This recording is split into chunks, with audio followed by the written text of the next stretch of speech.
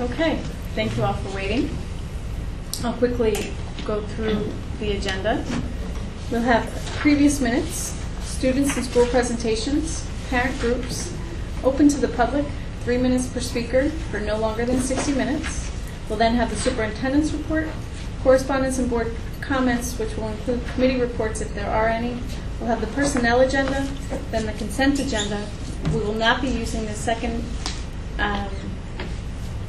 executive session, although we do have an addition to the agenda. Did everybody notice we have an addendum? And that is, just so we vote on that separately, Mike, or does that fall into? Separate. Yeah, you didn't put it in, so it's a separate resolution. So we vote separately on that. Okay. So as I said, we won't be using our second executive session. We will adjourn the meeting. May I have a motion for previous minutes? Motion to approve the minutes of the previous regular meeting. Second. Comments or questions? All those in favor? Aye. Opposed? Motion carried. Do we have any students or school presentations tonight? No. Any parent groups? No. Okay, open to the public.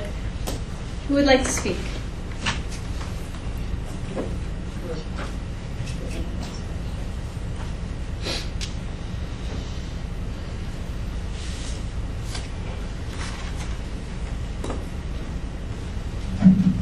Hello.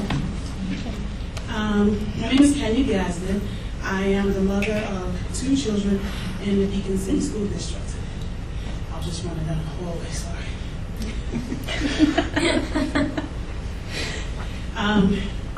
I have some concerns, and for those of you who know me, know that when I have concerns, I hit the library, I hit the computer, and I try to do some research. And so I recently received a letter informing me that the middle school isn't doing so well and it's now a Focus One school. And so that alarms me in a lot of ways because more than academically, there are some things going on socially at the school. No fingers to be pointed, no blame, just trying to figure out a way to bring resolution would be the goal. I also have a student who will be a senior this year at the high school, and I received a letter stating that the graduation rate is low, and that school too, I believe, is also a Focus One.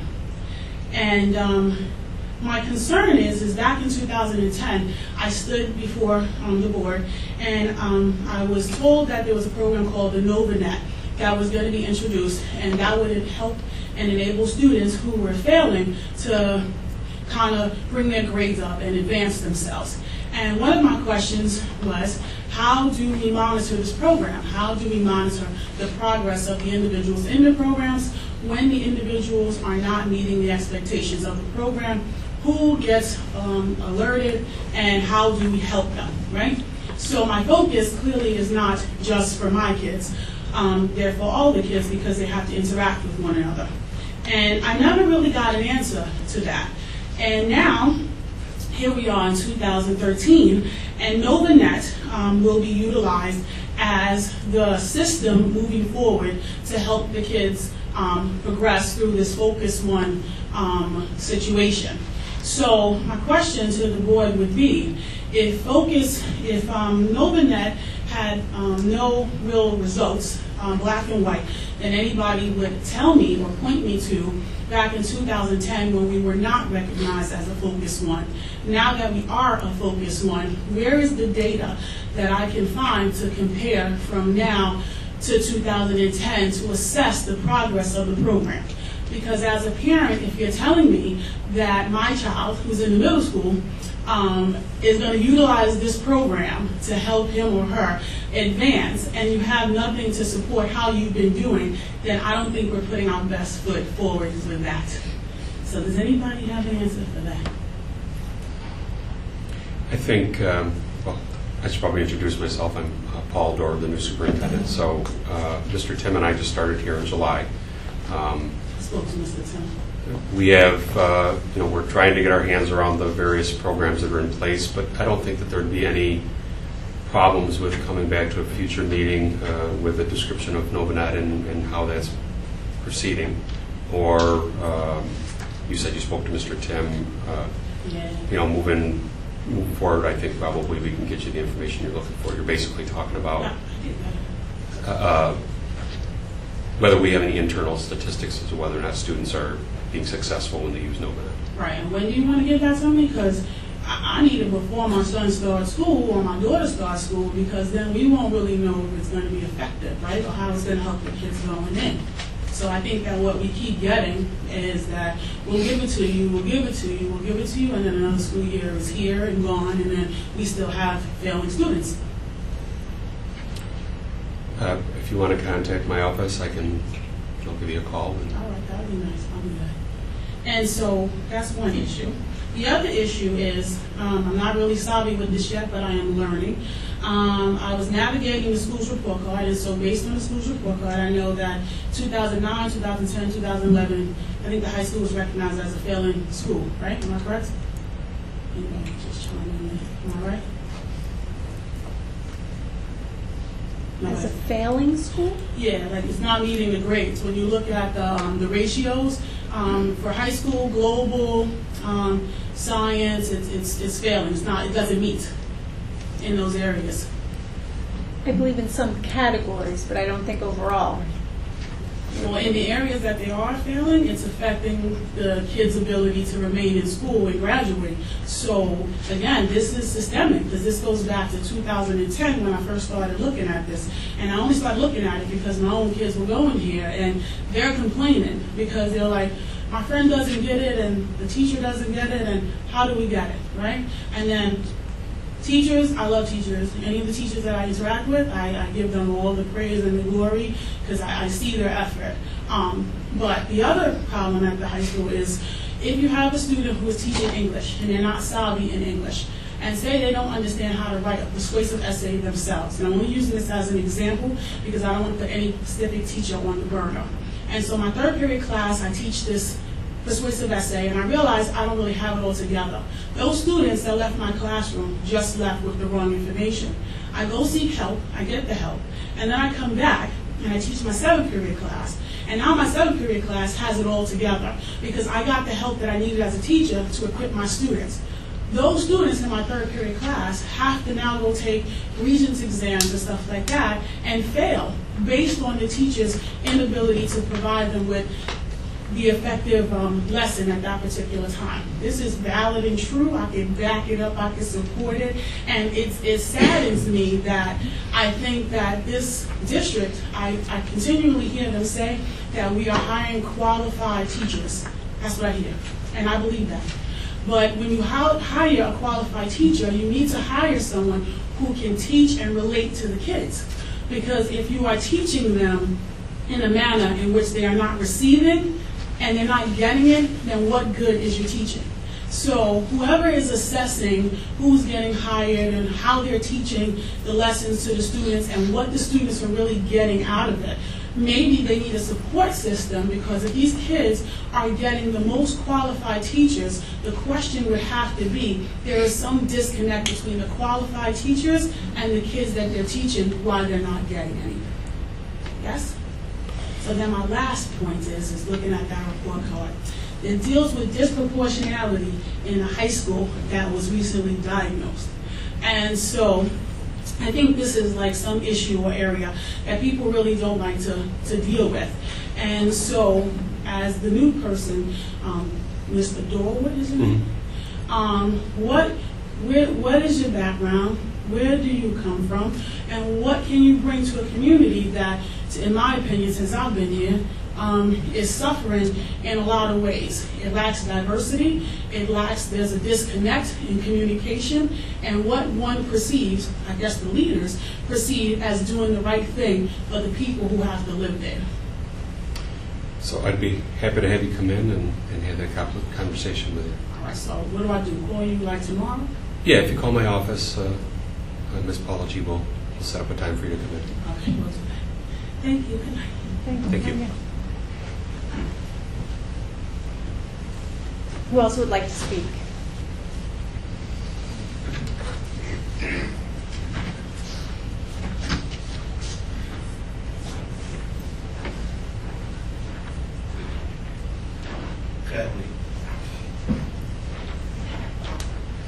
Good evening, Jan Stark, resident. Dr. Dorwood, I know recently the Heidi scores have come out or are available. I just know the scores for the teachers. My question to you is, how is this information being shared with the staff, and how can parents find out the information, the Heidi scores of teachers that their children are going to have? That one of the policies the board is considering tonight is related to that, because we have an obligation to set up a system. So the board is being asked to approve policy, and then we will come up with a system for the families to be able to receive that information. Okay, so when will that policy go into effect? As soon as our next meeting. Okay, isn't that something that should have already been considered and done, knowing that the Heidi scores should have been made available for parents to look at, prior to the school year? Well, the Heidi scores are not out to the teachers yet, because we just received the remaining information to be able to calculate those. Okay, but I'm saying, like, you knew this was coming down the road. And so my question is, why wasn't back in July a process and procedure put together so that when all the information was available, it could be disseminated from the beginning of the school year? I don't have a... I don't think it was expected to be, the results to be as they are. And because the workaround was needed to be done, the scores came out, and then the state gave a workaround in order to calculate For the the 3 final through 8 test scores, scores. the 3 through 8 test scores. So because that information only came out late last week, it wouldn't be expected that information, the workaround, be completed in order to provide that to the teachers at this time, or I to know, the but parents but specifically. What I'm saying is that you knew that it was going to be coming out and to be made available to the parents previously, correct? Well, one of the reasons why the policy is going in front of the board is because we need to go through that. I understand that. My question, though, is still, why wasn't something already in place from July or our first meeting in August, so that once all the parameters came down for the scores, parents could know well ahead of time and be informed as to what the process and procedure was going to be. This wasn't a surprise that you were going to have to do this.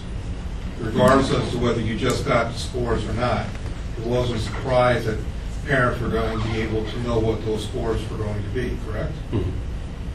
So it's something that should have been done previously, or even with last year's school board. There should have been a policy that was set to. Mike, do you have a? Sure. One of the district subscribes to a policy service, and in this case, it's, I believe, the Erie BOCES service. We were a little bit at the mercy of when they released the policies to us to then present them to the Board of Education. So my understanding is that the policy that was provided by Erie BOCES was a recent receipt by the district. So that's one of the reasons. And two, even if the policy had been adopted earlier, the district would not have been in a position at any point prior to now to actually release the information to parents because it was not in possession of such information. So I guess the bottom line is, to my understanding, the district acted reasonably promptly upon receipt of the proposed policy to get it before the board, which it is tonight. It will be the first reading tonight. It will be a second reading at the next meeting, and then it will be in effect. That's a fair answer. Thank you. You're welcome. but you did make a concerning statement when you said, Melissa, that you weren't expecting the scores to be what they were. I think statewide, Oh, the scores were not quite what was expected, and thus they developed a workaround. So I don't think in Beacon specifically, I think statewide, and thus they came forward with a workaround for the numbers. thank you.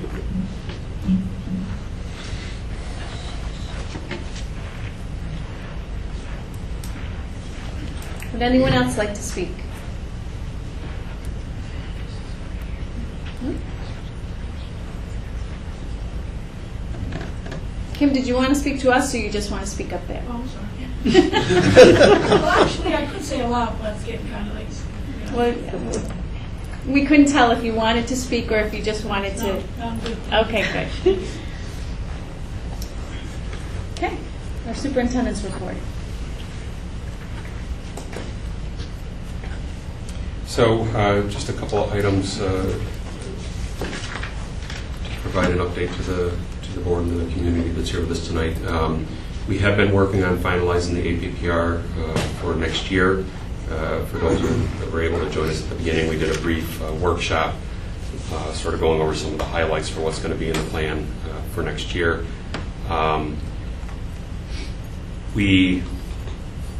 I believe that you had just somebody had made a reference to the letters that had come home regarding the focus school identification. Those letters actually came out of Mr. Tim's office as one of our obligations. We're going through developing a plan in response to the focus school identification for the middle school and the high school. And one of the requirements within that plan is that we put those notifications out. So I don't know if Mr. Tim, you want to comment on the letter that went out? The letter that went out was one of the requirements for the Title I and Title II grants that we need to do, and the fact that we are a focused school, both at the middle school and the high school. So according to the regulations, we needed to notify everybody of their children that are attending those schools. As we continue to develop those plans and put those in place, they will become a public document for everybody to review. The other thing that I'd like to sort of build off of what Mr. Tim had just said is we will have our grant applications in prior to the deadline, which would be at the end of the month. As you recall, we had Ms. Walkley approved to come in and act as an educational consultant, so she's been working closely with Mr. Tim. And I believe that they both have done a quality job, not only on the grant applications, but also on the district improvement plan and the school improvement plans. And then finally, obviously, next week, our faculty, staff, and students will be returning, so we're, making final preparations to be ready for them when they come in next week. Thank you. Do we have any correspondence or board comments tonight? I just have a quick comment. I'd like to publicly recognize Beacon athlete Tony Romanelli. He was specifically chosen to pitch in what's called a Yankee Scout team game yesterday at Yankee Stadium, representing Beacon. This weekend he'll be pitching at Citi Field, again representing Beacon. And from what I understand, he was one of only 36 premier high school baseball players chosen to participate in this past weekend's event. So kudos to Tony for all of his hard work. Yeah, congratulations. Does he wear our Beacon jersey when he pitches? He wears MLB stuff. Really? Yeah. Congratulations to him. Actually, there's a picture on Facebook of Tony wearing a Red Sox uniform, and he's making a face. He's obviously not at all pleased with the situation, but he didn't get to pick what shirt he got to wear. Okay.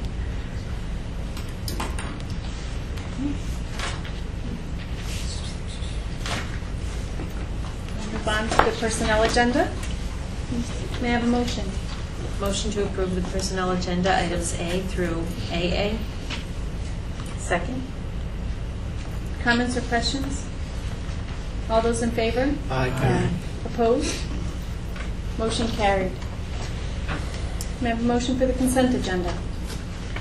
Motion to approve consent agenda items 12.02 through 12.17. Second. Comments or questions? All those in favor? Aye. Opposed? Motion carried.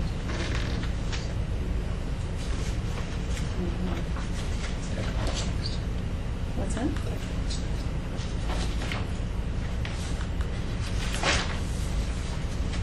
Looks different.